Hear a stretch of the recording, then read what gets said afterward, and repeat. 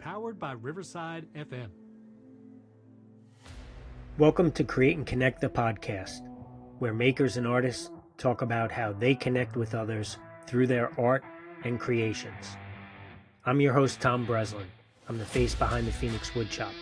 Today I'm talking with Ethan Carter of Ethan Carter Designs. We start today's discussion with me opening a package from one of our friends within the maker community. Then we dive into how Ethan started, and of course, we spend way too much time talking about Maker Camp. Join us now for our discussion. Here's Ethan. Ethan, thanks so much for joining me on Create and Connect podcast, and I'm excited to have you on. You're a real celebrity. I'm excited to be here. I'm excited to be here. I'm far from that, but I appreciate it. No, it's. I was excited that you asked. I feel like I'm in good company for everyone that's been on already. So, yeah. Well, I don't know about everybody that's been on that. The people that were already on, that's good company. But I mean, especially my first especially guest, number one. Yeah, he was sketchy. He was sketchy. Let me share with you what I got. I got this in the mail today. I don't know if you can recognize. I do recognize that. It's you know what? I totally forgot to order mine. So I think I can still order them. Yeah. So I have the 21 grams print T-shirt, and this is something that a lot of us have been doing in the maker community, supporting one another. Yeah. And you are a cornerstone in the leathercraft area. And what I wanted to ask you, how you started in the maker community. Okay. And I know that you evolved into leathercraft. That wasn't your first go around. So tell me how you started in the maker community. Yeah, no, you're right. I definitely stumbled into it. So yeah, let's go back to like when I was, when I was 2 years old. I said, no, I'm just kidding. No, so I was always as many of us, I think all of us are in this community. I was always a tinkerer, always very. It was always about, I think, creativity more than anything else. So like growing up, my dad always had a scrap bin that was open for me to do whatever I wanted to do with when he was working in the shop. And then, I did things like I go to garage sales and I collect like different bike parts and build my own bikes. So, and then like I even when in college, when I was home for the summer, digital photography was just getting started and really like taking over in terms of actual, it was an actual value, something that you could use as a photography option at that point. And for whatever reason, I grew up in Rochester, New York, so I was home of Kodak and everything like that. So there's a big photography, and I just had a desire to learn how to develop my own black and white film. So that's just to paint the picture of like, I was always looking for something to do creativity wise. And so fast forward to probably, I joined the workforce. I was doing a day job. I had a condo, and I started kind of, I was broke, as many of us were straight out of college. And I was trying to figure out how to, furnish my place. And I got into kind of upcycling, that type of thing. And that was kind of how I got, it was fulfilling the creativity aspect of my life. And then I apologize to anyone that's heard me tell the story a million times, but I had broken up with my girlfriend at the time. I was single. The job I was at it was not bad, but it wasn't super fulfilling at the moment. And so I was trying to look for something to do. And I grew up around music. My dad and my brother both played guitar. I played the drums. So music was a big part of my life growing up. And I saw this class on how to build your own guitar, your own acoustic guitar. And so I was like, I got spare time. I got a little spare money. I'm going to take this class just on a whim, completely on a whim. And I learned how to build. So I built my first acoustic guitar. It was kind of like a kit. I mean, in terms of, it was enough to feel like you actually made the guitar, but like the sides were already bent and that kind of stuff. But there's a lot. I mean, it was a 6-week class. It was very intensive. And through that process, I just fell in love with just them making and the artistry of it and how much detail goes into someone's craft. Now, again, the guitar I made was not a high, not super high end, but I exposed me to how much masters of their craft actually do, right? Like it exposed me to how much detail goes into it and how you can take something that's like that, something that really takes a lot of work and then master it, and just how much goes into that. And that really inspired me. And so that kind of sparked it, and it just kind of snowballed from there. So then fast forward more years, so I'm going a little long-winded on this, but fast forward a long time after that, I had met my current girlfriend. We've been together for 10 plus years now, and we were out at dinner, and she knew I loved making things, and she's like encouraging me to really kind of invest more time in it, not go full-time or anything like that. But she said, this is something that's really passionate for you. You should really consider like ramping it up.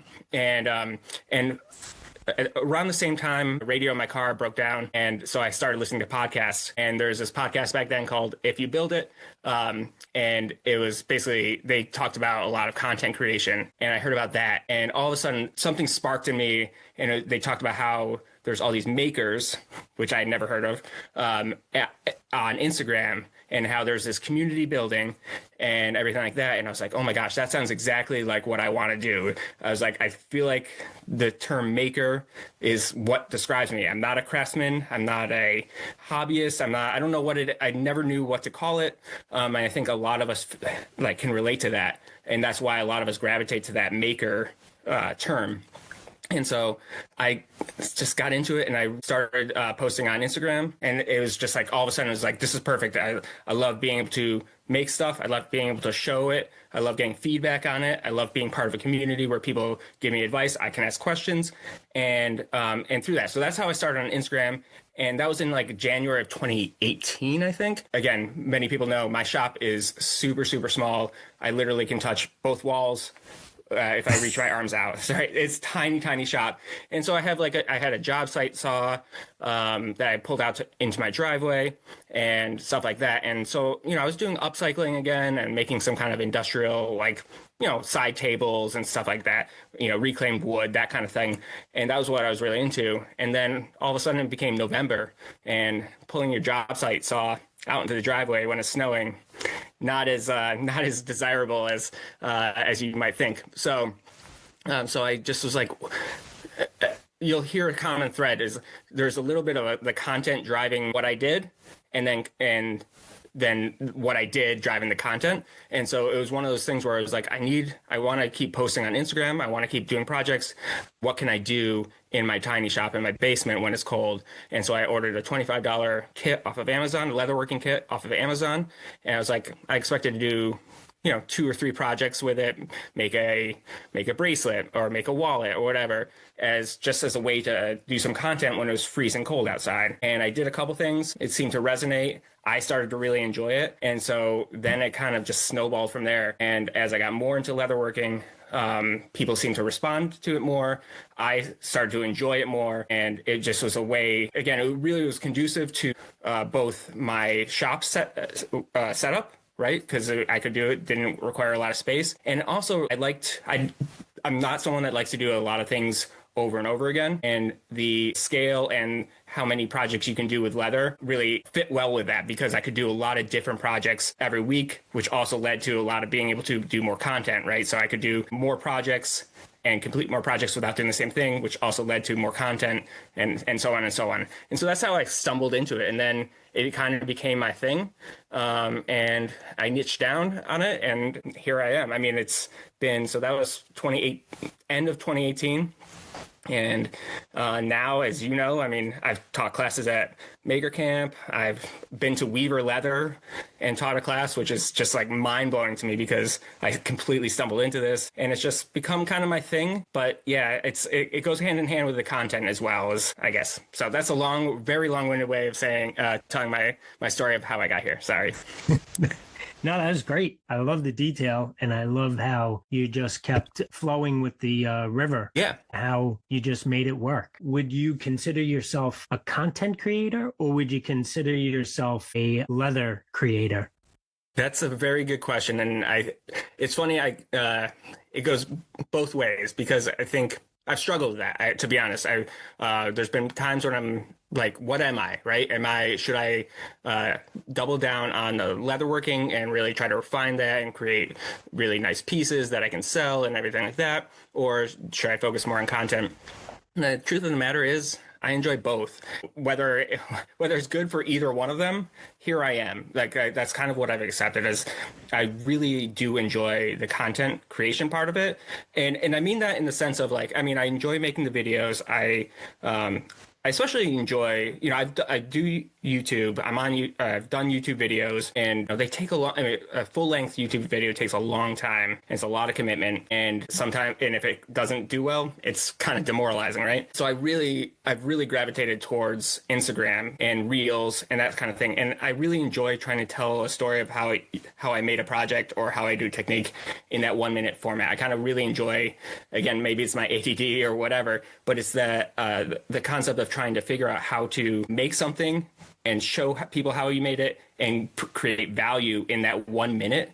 That really sparks my creativity and it gets me excited. So that's kind of what I gravitated to. Again, I don't do, the right thing to do, quote unquote, the right thing to do to grow on Instagram is to post frequently every day and so on and so on. And I did that for a little while, and it just wasn't for me. It's just, I didn't enjoy it. And the second you don't enjoy it, like that's when you know you got to change something. And so I've kind of gravitated towards doing one project a week and one video and one project a week, and then recycling something I've done before as a second project. And I know that's not how the algorithm should work, but that's what makes me fulfilled. And so to answer your question, I would consider myself both, because I think I put a lot of emphasis on content, but what's most rewarding is when my content helps drive leatherworking and expose people to leatherworking more. So I don't consider myself a master leatherworker or even a high-end leatherworker. I think I consider myself a leatherworker that does content to help expose it and make it accessible to other people. That's what I hope, at least, if that makes sense. No, it makes a lot of sense. And I really like your honesty of how you're saying that you are both, because that's where I thought you were going to end up where you did. And it's kind of a double-edged sword. I really like how you said once you stop enjoying it, you want to stop doing it. And I enjoy your videos. I enjoy your reels. I can tell that you're enjoying it. It comes out in it. Yeah. And I get excited to see what you do and the kooky things that you end up doing. Yeah. Right. They're off the beaten path, but you're being true to yourself. Yes. And you being true to yourself enables people to relate to you. And I think that's where the connection happens. I loved seeing you at the Weaver tent, at the Blackthorn this past maker camp, and you were explaining how you made the Slim Jim holder. The one, and the guy you were telling it to kept interrupting you, saying, you got to do something bigger. And then you turned around and said to him, and then I made the quiver that held a whole bunch of them. And this is how I ended up with 500 Slim Jims. Exactly. I very much appreciated, because I was starving half the time and I didn't stop for lunch, and I knew that you had Slim Jims over there, so I ran over and got a couple of Slim Jims and kept me going. Oh, thank goodness you did that, because there's no reason that I need to consume that many Slim Jims on my own. So I appreciate it. No, you're right though. I mean, that's the thing I do. The whole thing of the unnecessary leather also kind of like, I fell into that in the sense of just making ridiculous things. And to your point though, I make all these things. I don't expect anyone to make them also like that. I'm not doing this to inspire people to make a Slim Jim holster or a Slim Jim quiver. But what I hope to do is make it accessible, make it fun, right? Make it like silly. Like that's what I want. I want people to think it's ridiculous, because, it gets your attention and it says, you know what? Again, I think like and I do make wallets. I do make belts. I do make notebook covers. I make all the leatherworking, kind of traditional things. But, I think there's something to be said for just having fun with it and making it like, you know what? I'm not into leatherworking, but I have this crazy idea that I want to do. Maybe I'll get a cheap leatherworking kit and make that crazy thing that I had an idea of, even if I'm not expecting to ever be a leather worker, right? Does that make sense? I mean, Yeah. break down that boundary, that barrier. I mean, of like, I'm only going to be the only way to be a leather worker or only way to do a leatherworking project is if you're a leather worker. I don't think that's true. I think you can, and that's one of the things I love about leatherworking is it's a very low barrier to entry, and it lends itself to so many other mediums. Like, I mean, if you're if you're a bladesmith, learn how to make some sheaths, right? That doesn't mean you have to be a master leather worker, but you can learn how to make some sheaths. You make hammers, right? You can, wrap those hammer handles in leather. That will just give you a nice little edge up on the other guy that's not wrapping his hammer handles. Or if you're a furniture designer, right? You're making or home decor person or a home decorator, leatherworking, you can hang mirrors with leather straps. Like, there's a lot of things that leather lends itself to, and you don't have to be you don't have to be super proficient to be able to incorporate leather into other mediums. And I think that's one of the things I love about leather, and that's one of the things I hope that I can show people, is that you don't need to be super refined, super dedicated, or have a lot of tools to do that. Well, at Maker Camp, the Weaver leather tent is always jam-packed. Every class is full. It is one of the most sought-after classes that Maker Camp. And I think your person... It's all because of Dennis. No. I was going to say it's despite Dennis, because he's usually always looking for a break or a nap or, some way. But I like how you brought in making it silly and being fun, and you do that. And it definitely comes out through your videos. And I'm looking over your shoulder in your shop, and I keep looking at the bicycle playing card themed Maker Camp that was specific for you and Dennis at the Weaver tent. And what a great idea to do something like a playing card holder.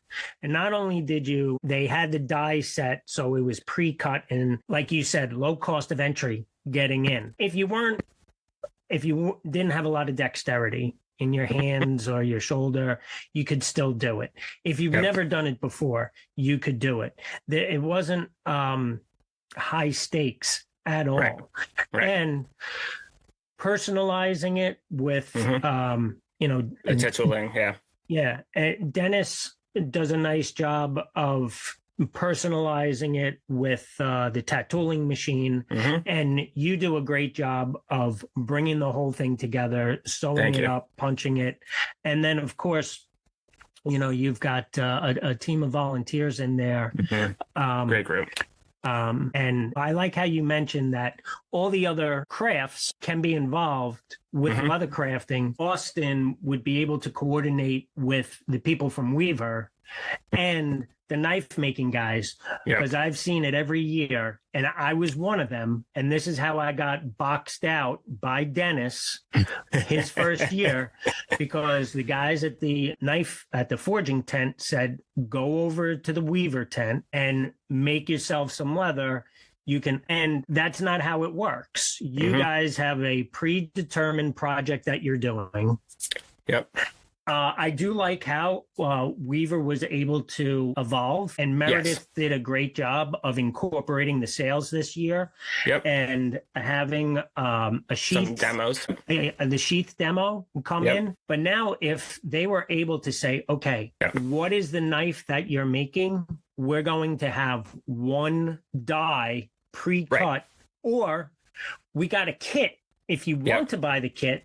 And then you guys can sit down and do it at any time and be able to cycle through.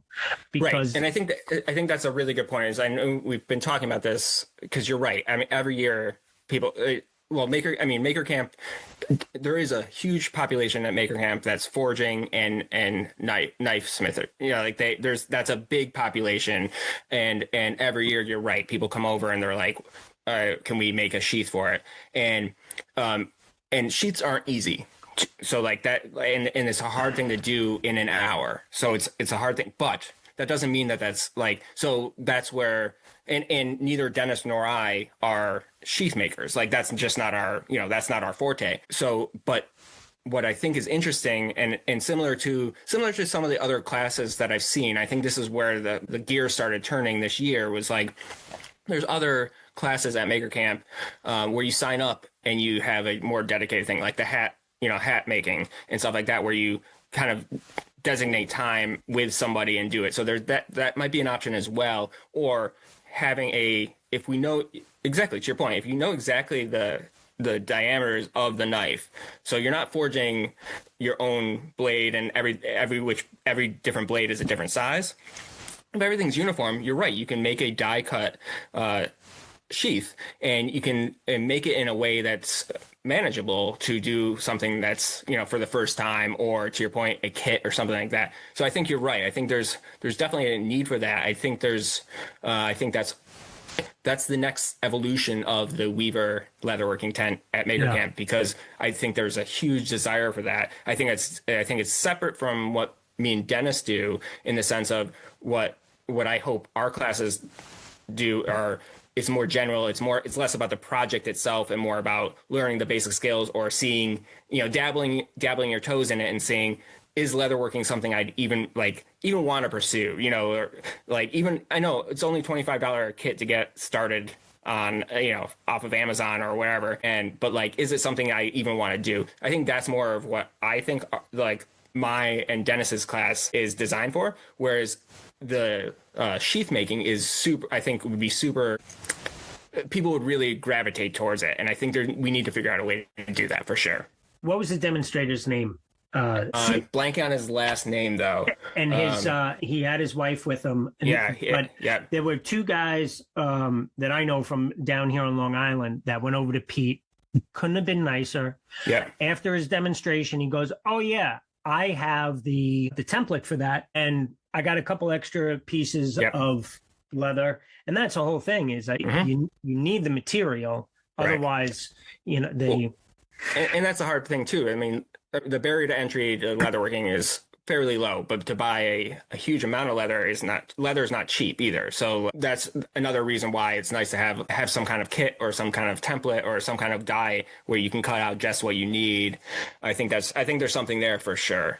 It's almost like Boy Scout camp, where you go to the trading post. 100%. Yeah, exactly. My boys did leather crafting, and I did it with my younger son, and we got the pocket knife leather kit, and all he had to do was stitch it up, and it was great. And all the material was right there. And I also like how Weaver had Pete there doing the sheath demonstration, and then Jamie doing the bag. Oh my gosh! And one of the things that I've been doing when I come home from a Maker event is I make something for my wife and I give it to her. And I came home this time, and she goes, "Oh, what did you make me?" And I was like, nothing. I spent the whole time working on my hat, because that was my big thing.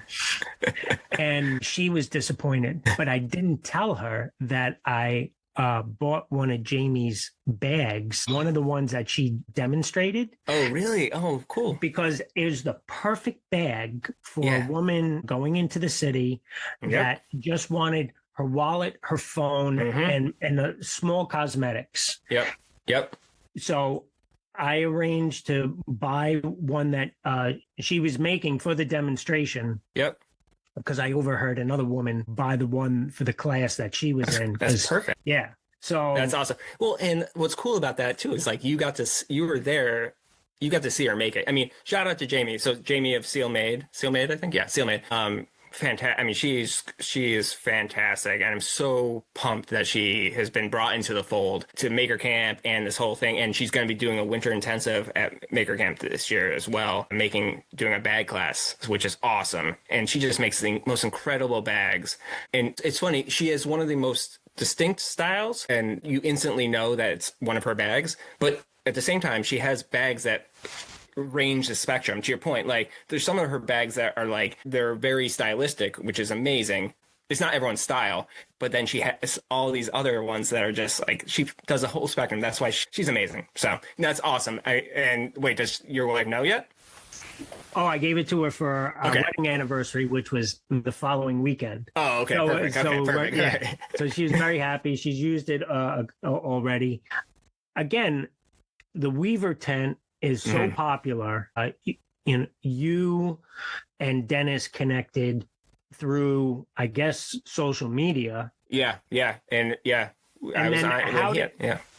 don't know how you negotiated getting into Maker Camp, but pulling more people in to Maker Camp tents to and also including more intensives, getting not sure who got Pete there, but getting Jamie there. And well, it's funny. I mean, I was thinking, and as you were talking about, I'm looking back at the posters, and so my first year was 2022 at Maker Camp. Like, I never really thought of myself, even at that point, back in 2022, as a teacher or anything like that.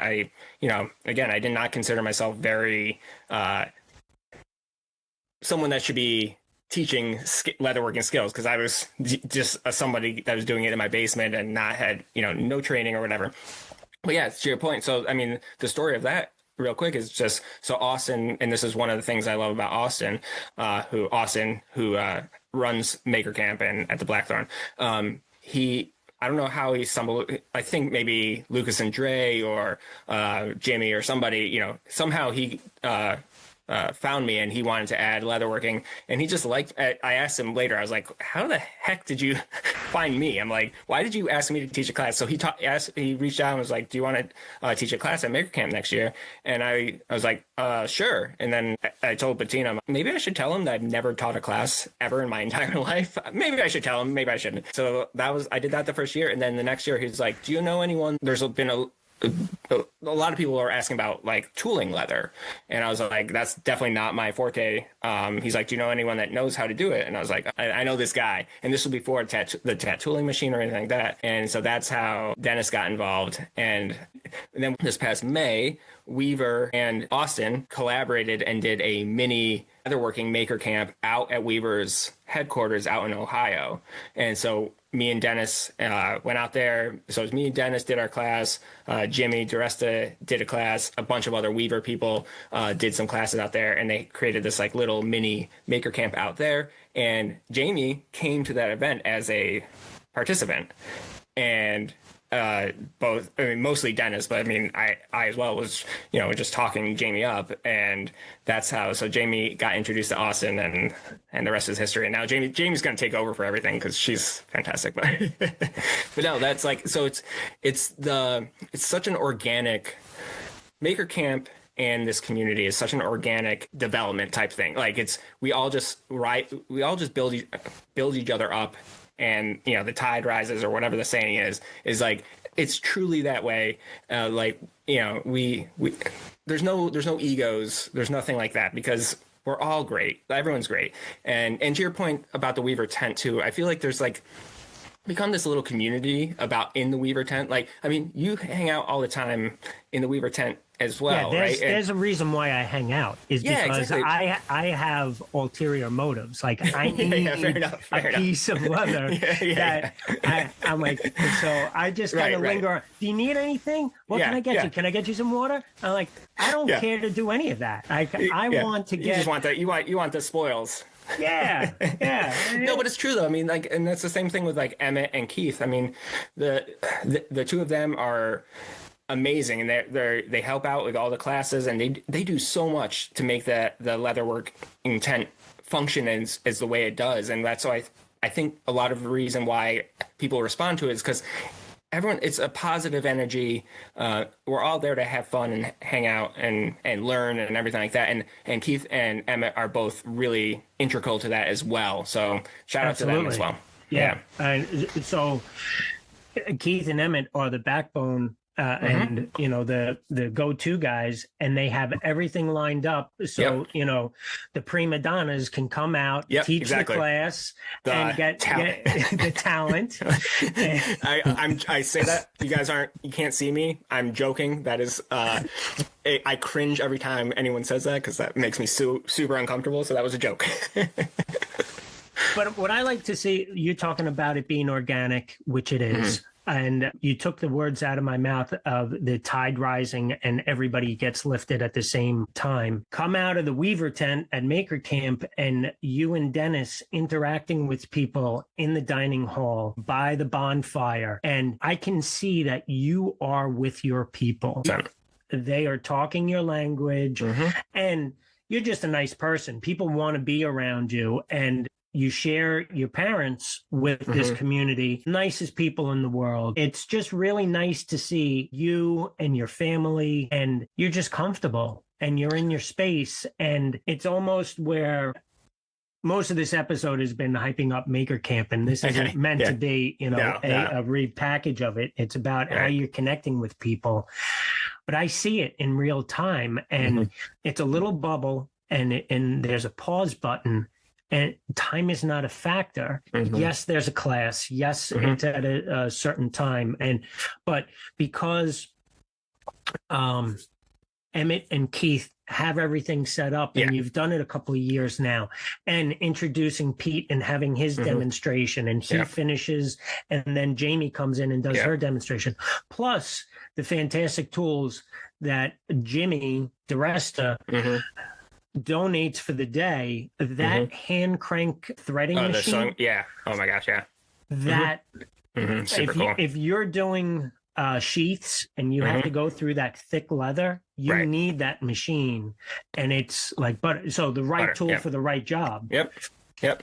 No, you're absolutely right. And going back to the community and our people, I mean, I think it's funny. I mean, well, again, we're hyping up Maker Camp, but that's how you and I have connected. So, I mean, that makes sense as to why we're talking about it so much.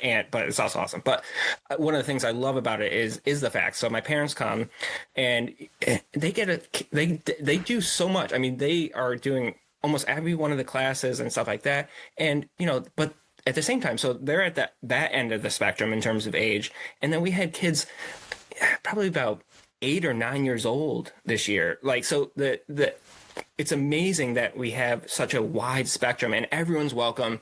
Everyone feels included and everyone's like-minded. That's what's amazing about it. I think back to when I was like a teenager and you're so embarrassed by your parents and everything like that.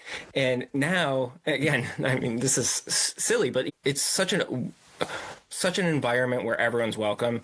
And I'm just happy to be able to have my parents come in the tent and proudly tell everyone, these are my parents, they're here, and everyone like cheers and like loves them. And it's just the only reason I share that is that that's the environment, that's the community, that's what it is about.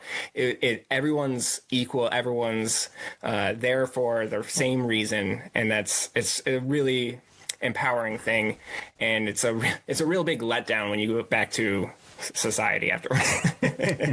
So how do you think that you're connecting with people? Is it through content creation and your videos? Is it through the leather craft itself? Is it through your teaching now? Because now you are a teacher. You've been teaching a few of these.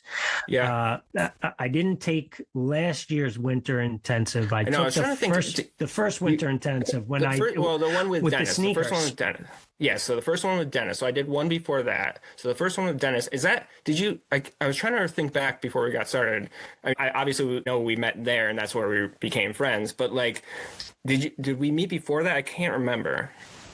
I was at the previous Maker Camp. So on my wall, I got, 2023. 22 was my first one. So I've been to 4. Okay. 22, all right. 23, 24, 25. So we must have met. Yeah. But obviously the winter intensive is when we really met and connected. But so like you said, with the guitar, it was all preset. And so I went up to the intensive. That weekend was that Saturday was the first day of my retirement. That's crazy. And that is nuts. And so crazy. I was celebrating my retirement by doing something. That's awesome. Because I didn't want to just retire from something. I wanted to do something. And I was already introduced to the maker community. It wasn't the class that I wanted to take. I wanted to take the epoxy class because I wanted to learn about epoxy, which I did, but that was the following one. And I was looking at the price point and I was like, do I really need an $800 pair of sneakers? No.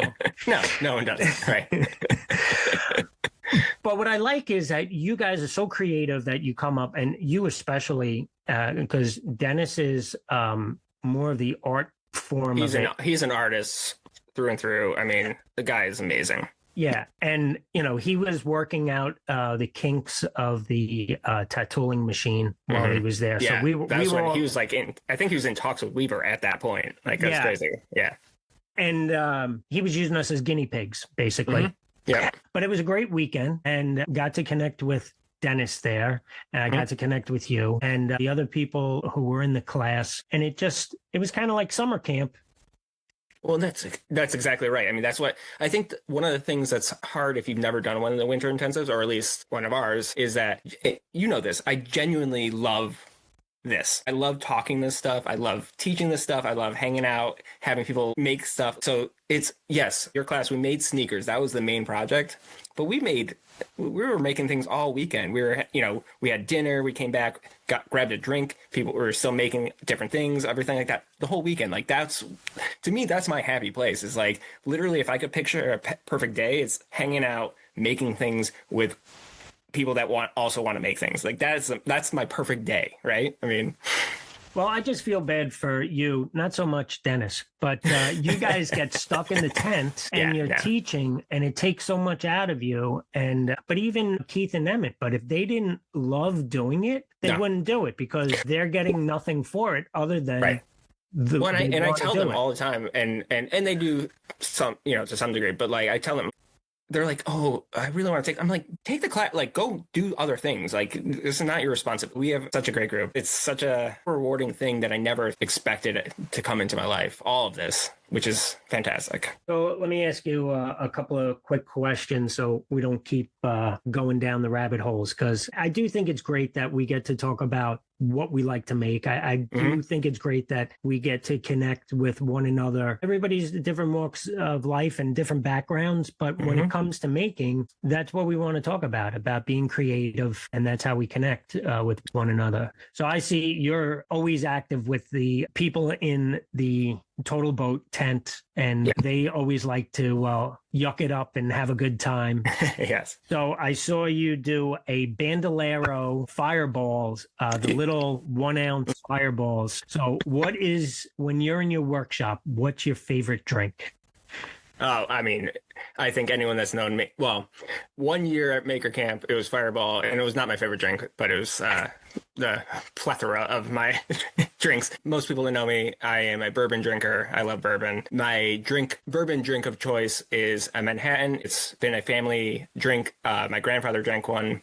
Probably one every night. It was just, and when you turn 21, having a Manhattan around the fire, around the dinner table, that was like your rite of passage. So bourbon overall, but specifically a Manhattan on the rocks. Does your Manhattan have cherry in it?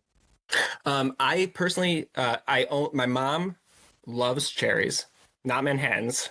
She can have the amount of alcohol that's on the cherry from a Manhattan. That's about her extent. So if I'm having a Manhattan around my mom, there's a cherry. If not, no cherry. All right, because I was going to say that was my childhood, was the cherries from the Manhattans. Yeah, and that's the go-to way. It's more that I'm just too lazy. All right, I ask everybody, tacos or pizza? I eat more pizza, but I'd probably go tacos. Yeah, I'd go tacos. In terms of the perfect taco versus the perfect pizza, I'd go perfect taco. And what are you working on or hope to work on coming up?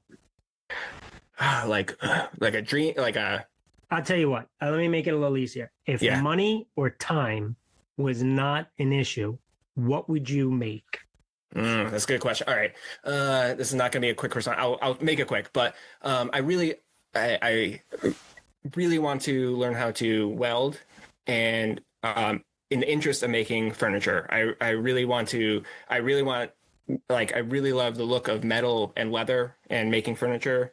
with those two combinations. So I'd really love to learn how to weld, and so that's not a project specifically, but a medium. And I also really am interested in silversmithing and jewelry making, just because I think it's fascinating. But in terms of leatherworking, one thing that's been on my list, and this is a time thing probably more than anything, is I really want to make a soccer ball. It is super labor intensive the way you do it and the amount of stitching. There's a guy, I can't think of his name off the top of my head, that makes these like custom soccer balls, and so that's on my list. It's super. I think it would be everything has to be very precise, so I'd probably have to cut it out with a laser and everything like that. And it would probably take me weeks and weeks of hand stitching, but I think it would be really, really cool. So I think that's kind of if I had time to just waste or just do in my free time, I think I'd make a soccer ball, but a custom one, a very cool custom one. Do you have a theme for it? No, I haven't even gotten that far. That would be the next thing, because this guy, that's what he does. He makes all these like custom soccer balls. I think he does it for a living, and it's insane. I mean, they're art pieces. They're not for use. They're just art pieces. But so are soccer balls now one piece that's the same, or there's two separate pieces? Because I know that there's a number of pieses. Yeah. So that's one of the things that he does is like he's got some mathematical formula in terms of they can be all different shapes. So like, I mean, I think what is a hexagon maybe? I don't know what the standard soccer ball, shape is, right? Each of those, and those all add up, and it has to be perfect though. That's the thing, is it has to be exactly uniform and the exact amount of those. And so this guy, I don't know how he does it, but he's got some kind of mathematical equation where he can create these different shapes and figure out exactly how many of those shapes and what configuration can make a perfect soccer ball. It's super fascinating. The guy is amazing, but he's inspired me to want to make it. I'd be happy just making a standard one, but that's unbelievable. Yeah, that's great. It's super cool. It would take a lot of work, but it's definitely something one of the things I know I've told you is one of the things I love is hand stitching leather, because I can do it on the sofa while watching TV and hanging out with Bettina. Like, so I envision if I did do that, it would be one of those projects where I just work on kind of like needlepoint or anything like that. You do it for months and months, and you just do a little bit at a time. But all right, last question. If you could work with anybody, doesn't matter what medium, who would you like to work with or collaborate with? Gosh, that is a tough one. Well, Dennis, I've already done it, so Dennis is done. Now, that's a really good question. I mean, you're friends with so many of the big people in the community. That's the thing, is like I've been lucky enough.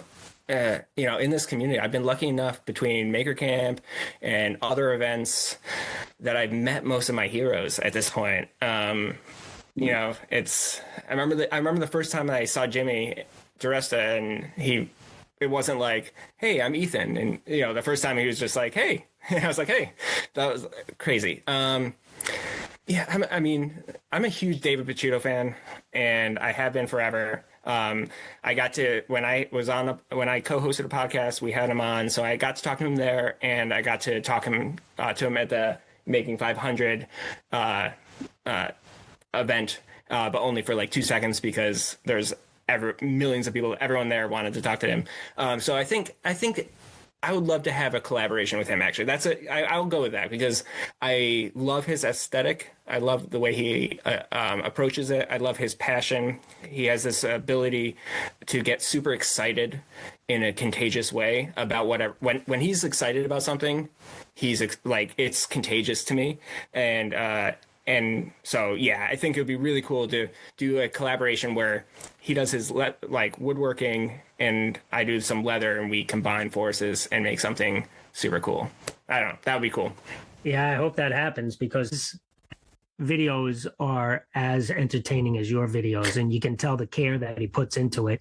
His excitement, like I said, it's palpable. Like you can tell when he's excited about something versus doing a video because he needs to do a video, and he'll say that as well. Like he's very honest about that. But when he when he's excited about something, it is so contagious and palpable. It's awesome. So yeah, when he was talking at Making It 500, when he was talking about his little Moog synthesizer that he bought and talking about, up making and everything, I'm going to have you back on. So, because I had a ton of questions about that. I want to know if you go into the Goodwill store, or do you go, if you go garage shopping, or just, garbage picking when you're out, during the day. Well, you know what it is right now? It's I look at something and I think, can I make it out of leather? That's my version of that. So I look at a matchbox and I say, how can I make a matchbox out of leather? Oh, that's my equivalent to that right now. But to your point, how it would be really cool to go to a thrift store and be like, how do I upcycle this thing and make it? Yeah, that'd be cool. That's a whole nother genre. I think we should do it.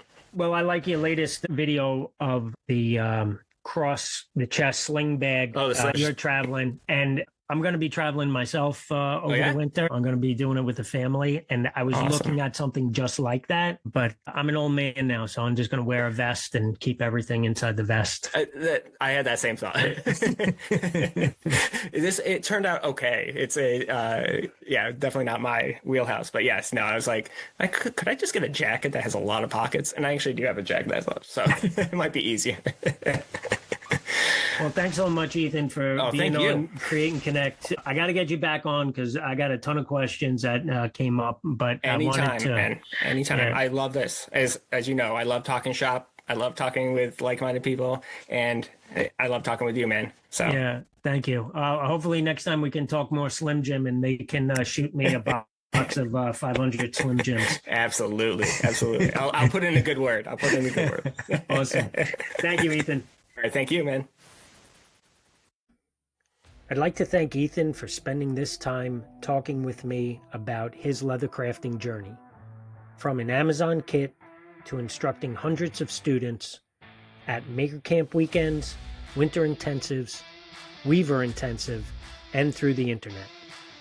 If you want to see Ethan's latest projects, check out his YouTube channel, Ethan Carter Designs. And go over to Instagram and check out his reels at Ethan Carter Designs.